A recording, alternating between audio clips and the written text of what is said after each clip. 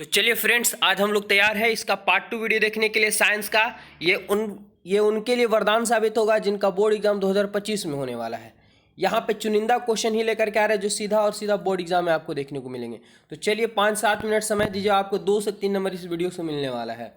Question है कि विद्युत धारा उत्पन्न करने वाली युक्ति को कहते हैं। ये आपको बोर्ड एग्जाम में पूछा भी जा चुका है और पूछा जाएगा, ठीक है। तो विद्युत धारा उत्पन्न करने वाली युक्ति को क्या कहा जाता है? जनित्र कहा जाता है, गैल्वेनोमीटर कहा जाता है, एमीटर कहा जाता है या मोटर कहा जाता है? क्या कहा जाता है? तो इसे कहा जाता है जनित्र। क्या? जनित्र। हम लोग जनरेटर भी इसे बोल दिया जाता है। ऑप्शन ए इसका राइट आंसर। अगर ऑप्शन ए आप लोग बताएं तो बिल्कुल सही है। अगले सवाल की ओर चलते हैं। अगला सवाल है कि निम्न में से कौन सा पद विद्युत परिपथ में विद्युत शक्ति को निरूपित करता है? अब इसमें बड़ा कन्फ्यूजन हो जाता है, लेकिन कन्फ्यूजन नहीं होना है, यहाँ पे हम क्लियर करने वाले हैं, ये आप लोग को बताना है। तो देखेंगे कि विद्युत परिपथ में शक्ति, और शक्ति को क्या बोलते हैं? पी बोलते हैं। और पी बराबर क्या होता है?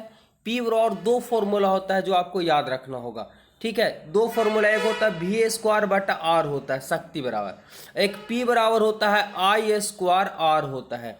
कहाँ पे है? तो V/R² तो मिला नहीं है, ठीक है। ऑप्शन ये नहीं, नीचे वाला आपको फॉर्मूला देख रहे होंगे कि I² × R। ऑप्शन ए इसका राइट आंसर हो जाएगा। स्क्रीनशॉट ले लीजिए, याद कर लीजिए, यहाँ से आपको न्यूमेरिकल भी सोल्व हो जाएंगे। शक्ति के लिए पूछा ही जाता है। अभी तक हमारे चैनल को नहीं ज्वाइन किए तो ज्वाइन कर लीजिए, क्योंकि यहाँ पे चैप्टर बाय चैप्टर हम आप लोग के लिए साइंस और सोशल साइंस और मैथ क्लियर करने वाले हैं बेहद ही लाजवाब ढंग से। क्वेश्चन नंबर 13 है, मानव नेत्र के जिस भाग पर प्रतिबिंब बनते हैं वह है। मानव नेत्र के जिस भाग पर प्रतिबिंब बनता है वह भाग कौन है, यानी उसका नाम क्या है? क्या कॉर्निया पे बनता है, परितारिका पे बनता है, पुतली पे बनता है या दृष्टि पटल पे बनता है? तो ये बनता है दृष्टि पटल पे, जिसे क्या कहा जाता है? रेटिना भी कहा जाता है। ऑप्शन डी इसका राइट आंसर हो जाएगा। चलिए बहुत अच्छा, अगर ऑप्शन डी आप लोग बताए हैं बिल्कुल सही। आगे बढ़ते हैं। अगला सवाल है कि मानव नेत्र में किस प्रकार का लेंस पाया जाता है? बेहद ही खास क्वेश्चन। मानव नेत्र में यानी हम लोग का जो आंख है उसमें किस प्रकार का लेंस लगा हुआ है? ये प्राकृतिक है, लेकिन कौन सा लेंस लगा हुआ है? तो ये लगा हुआ, ये उत्तल लेंस लगा हुआ है। ध्यान समझिएगा, उत्तल लेंस लगा हुआ है। ऑप्शन ए इसका राइट आंसर हो जाएगा। आगे बढ़ते हैं। अगला सवाल कि समतल दर्पण द्वारा बना प्रतिबिंब सदा कैसा होता है? ये पूछा गया है कि समतल दर्पण द्वारा जो बना प्रतिबिंब होता है वो सदा हमेशा कैसा होता है? क्या वास्तविक होता है, आभासी और सीधा होता है, वास्तविक और सीधा होता है, आभासी और उल्टा होता है? 15 नंबर सवाल का आंसर। तो ध्यान देंगे, समतल दर्पण में कभी उल्टा प्रतिबिंब नहीं बनता है और वास्तविक नहीं बनता है। तो क्या बनेगा? क्या बनेगा? तो जब वास्तविक नहीं बनता है तो वास्तविक यहाँ भी नहीं होगा, तो आभासी और सीधा प्रतिबिंब बनता है। ऑप्शन बी इसका राइट आंसर हो जाएगा। चलते हैं अगले सवाल की ओर। अगला सवाल है कि दर्पण की चौड़ाई को कहा जाता है? बेहद ही खास क्वेश्चन। दर्पण की चौड़ाई को क्या कहा जाता है? क्या फोकस कहा जाता है, द्वारक कहा जाता है, ध्रुव कहा जाता है? इनमें से कोई नहीं। तो ये कहा जाता है द्वारक। याद रखेंगे, दर्पण की चौड़ाई को द्वारक कहा जाता है। Option B. नहीं याद है एकदम याद कर लीजिएगा, क्योंकि पक्का यहाँ से देखने को मिलेंगे, चुनिंदा ही क्वेश्चन लेकर के आ रहे हैं।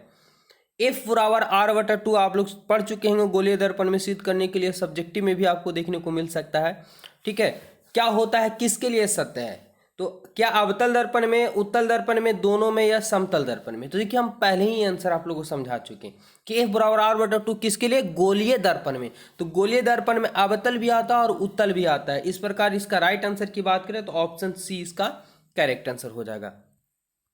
चलते हैं अगले सवाल की ओर। अगला सवाल है कि वे पदार्थ जिनके स्वाद खट्टे होते हैं और जो नीले लिटमस के घोल को लाल बना देते हैं कहा जाता है?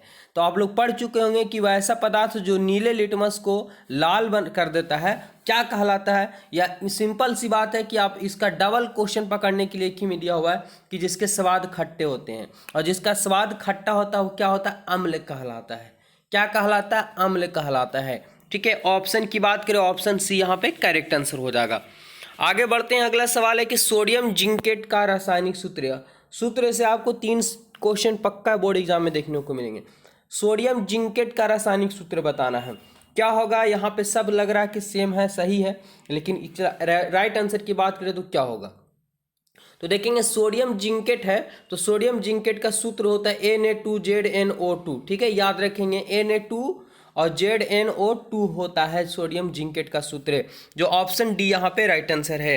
अगले सवाल की अभी तक हमारे चैनल को ज्वाइन नहीं किए तो अवश्य ज्वाइन कीजिए, और एवरीडे लाइव क्लास चल रहा है शाम को 7 बजे और दिन में वीडियो मिल रहा है, तो अवश्य ज्वाइन कीजिए एकदम।